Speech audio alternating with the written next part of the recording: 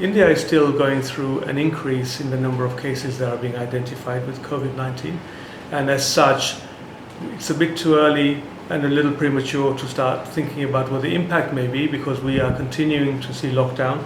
Now, once the lockdown has come off and everybody's getting back to normal life, we'll probably get a better indication as to how this has impacted real estate. So in my opinion, we're looking at Q3, maybe Q4, before we can have some real indicators that we can rely on. Question number 2. Will COVID-19 impact the Indian real estate prices, and mainly residential? In my opinion, the market is actually frozen. So in a situation like this, not much activity happens. So I don't think that prices are going to be immediately affected by the whole thing. I mean, if you consider the fact that no viewings are happening and no valuations are being carried out, although some real estate companies are using virtual tours in order to market the real estate they have, but the real challenge is to actually get people from viewing and liking something that they've seen virtually to actually converting that into a sale. So that's a challenge.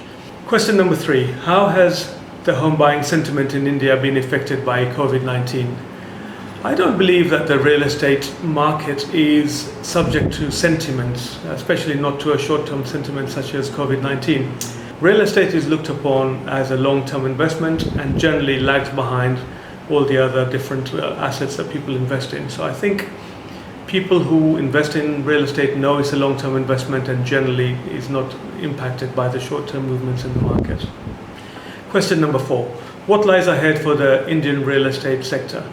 Well, with the cost of borrowing being some of the lowest on record, I think real estate has a good place for the future.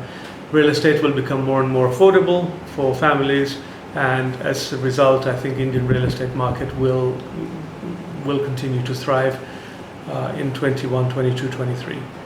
What is the impact of COVID-19 on the global real estate sector? Okay, global real estate is experiencing very similar challenges as the Indian real estate. Effectively is in a state of freeze.